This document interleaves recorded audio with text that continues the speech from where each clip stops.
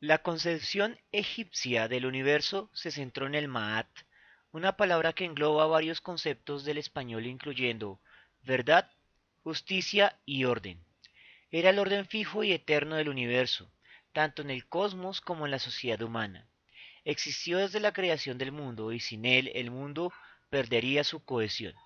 En la creencia egipcia el Ma'at estaba bajo constante amenaza de fuerzas del caos, así que se requería que toda la sociedad lo mantuviera. En el nivel humano eso significaba que todos los miembros de la sociedad debían cooperar y coexistir. A nivel cósmico significaba que todas las fuerzas de la naturaleza, los dioses, debían continuar funcionando en balance y cumplir responsabilidades cósmicas. Esta última meta era central en la religión egipcia. Los egipcios debían mantener el Maat en el cosmos al sustentar a los dioses a través de ofrendas y realizando rituales que apartaban el desorden y perpetuaban los ciclos de la naturaleza. La parte más importante del punto de vista egipcio del cosmos era la concepción del tiempo, la cual estaba en gran parte preocupada con el mantenimiento del Maat. A través del pasaje lineal del tiempo, un patrón cíclico que se repetía, en el cual el Maat era renovado por eventos periódicos que hacían eco de la creación original. Entre estos eventos estaba la inundación anual del Nilo, y la sucesión de un faraón por otro, pero el más importante era el viaje diario del dios Sol Ra y su lucha con el dragón del caos Apophis durante la noche. Al concebir la formación del cosmos, los egipcios veían al mundo como una plana extensión de tierra en forma de disco, personificada por el dios Geb, sobre la cual se arqueaba la diosa del cielo Nut. Los dos estaban separados por Shu, el dios del aire. Bajo la tierra existía un inframundo e infracielo paralelos, y más allá de los cielos estaba la infinita expansión de Nu, el caos que había existido antes de la creación. También creían en un lugar llamado Duat, una misteriosa región asociada con la muerte y el renacimiento, que posiblemente se ubicaba en el inframundo o en el cielo. Cada día Ra, el dios del sol, viajaba sobre la tierra a través del reverso del cielo y en la noche pasaba a través del Duat para renacer al amanecer. En la creencia egipcia este cosmos estaba habitado por tres tipos de seres sensibles. Uno eran los dioses, otro eran los espíritus de los humanos fallecidos, quienes existían en el reino divino del campo de cañas y poseían muchas de las habilidades de los dioses. Los seres humanos eran la tercera categoría y el más importante entre ellos era el faraón, quien era un puente entre el reino humano y divino, siendo la reencarnación del Ka divino del dios Horus. Los egiptólogos han debatido por largo tiempo el grado en que un faraón era considerado un dios. Parece probable que los egipcios veían en la autoridad real misma como una fuerza divina. Por lo tanto, aunque reconocían que el faraón era humano y estaba sujeto a la debilidad humana, simultáneamente lo veían como un dios porque el poder divino de la monarquía era encarnado en él. La divinidad o cadivino del dios Horus le era imbuida cuando asumía el trono. En consecuencia, éste actuaba como intermediario entre la gente de Egipto y los dioses. Era la clave para sostener el Maat, tanto para mantener justicia y armonía en la sociedad humana, como para sostener a los dioses con templos y ofrendas, así como para proteger Egipto de las naciones extranjeras. Por estas razones, el faraón era el general supremo de Egipto y supervisaba todas las actividades religiosas del Estado. Sin embargo, la influencia de la vida real y el prestigio del faraón podía diferir de lo descrito en sacrificios en escritos oficiales y representaciones. Y a partir de finales del Imperio Nuevo, su importancia religiosa declinó drásticamente. El faraón estaba también asociado con muchas deidades específicas. Se le identificaba directamente con Horus, quien representaba la monarquía misma y era visto como hijo de Ra, quien gobernaba y regulaba la naturaleza de la misma manera en que el faraón gobernaba y regulaba la sociedad. En el Imperio Nuevo también era asociado con Amón, la fuerza suprema del cosmos. A su muerte, el faraón se volvía completamente deificado. En este estado era directamente identificado con Ra, y también estaba asociado con Osiris, dios de la muerte, el paraíso egipcio, el renacimiento y el padre mitológico de Horus. Muchos templos mortuorios estaban dedicados a la adoración de faraones fallecidos en calidad de dioses. Los egipcios habían elaborado creencias sobre la muerte y el más allá. Creían que los humanos poseían un Ka, o fuerza vital, que dejaba el cuerpo en el momento de la muerte. En vida, el Ka recibía su sustento de la comida y bebida, así que creían que para perdurar después de la muerte, el Ka debía continuar recibiendo ofrendas de comida cuya esencia espiritual podía ser consumida. Cada persona también tenía un Ba, el conjunto de características espirituales únicas de cada individuo. A diferencia del Ka, el Ba permanecía unido al cuerpo después de la muerte.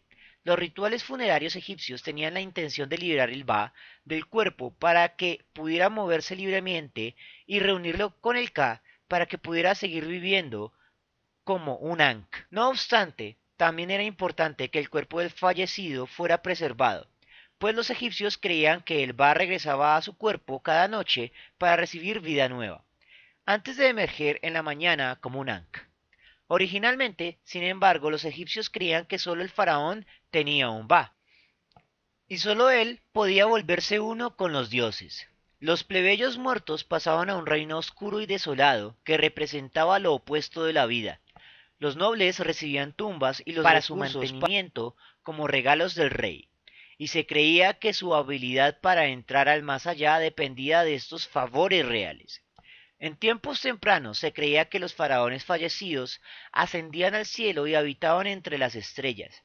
En el curso del Imperio Antiguo, sin embargo, la figura del faraón se volvió estrechamente asociada con el diario renacer del dios Sol Ra y con el gobernante del inframundo Osiris, pues la importancia de estas deidades creció. A finales del Imperio Antiguo y el primer período intermedio, los egipcios gradualmente comenzaron a creer que la posesión de un Ba y la posibilidad de un más allá paradisíaco se extendía para todos los plebeyos, que incluso podían llevar sirvientes de barro para que trabajaran por ellos en el campo de cañas. En las completamente desarrolladas creencias de la vida después de la muerte en el Imperio Nuevo, el alma debía evitar una variedad de peligros sobrenaturales en el Duat, mundo tenebroso semejante al Hades griego o al Kigal sumerio, antes de someterse a un juicio final conocido como el pesaje del corazón.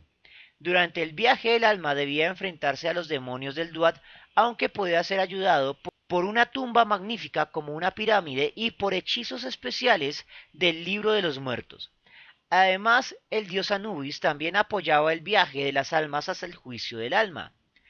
En el juicio, los dioses Anubis y Osiris comparaban las acciones del fallecido mientras estaba vivo. Inicialmente, el espíritu del fallecido debía confesar ante los dioses las acciones malignas en contra del Maat que no había realizado. Por ejemplo, no he robado, no he violado, no he impartido sufrimiento, no he causado hambre o sed, llamado el juicio negativo, y posteriormente los dioses tomaban su corazón y lo pesaban en una balanza contra una pluma que representaba la justicia suprema del Maat, para determinar si él o ella se habían comportado de acuerdo al Maat. Si el corazón pasaba la prueba, los muertos pasaban al campo de cañas o paraíso, el reino de Osiris, una lozana y agradable tierra en el inframundo semejante al Egipto de los vivos, pero siempre verde y siempre fértil, donde aún así debías trabajar a menos que trajeras ayudantes de barro a tu tumba. Si el fallecido no pasaba la prueba, su alma era devorada por el devorador de almas, una bestia con cabeza de cocodrilo, dorso y manos de león, y trasero y patas de hipopótamo llamado Amit. Una vez que Amit devoraba el alma del difunto, éste era olvidado del cosmos. La visión solar de la vida después de la muerte, en la cual las almas de los fallecidos viajaban con Ra en su camino diario, era una principalmente asociada con la realeza, pero se podía extender a otras personas. Durante el curso de los reinos medio y nuevo, la noción de que el Ankh podía también viajar en el mundo de los vivos y a cierto grado afectar mágicamente eventos de este se volvió cada vez más frecuente. A pesar de que los egipcios no tenían escrituras religiosas unificadas, produjeron muchos textos religiosos de varios tipos.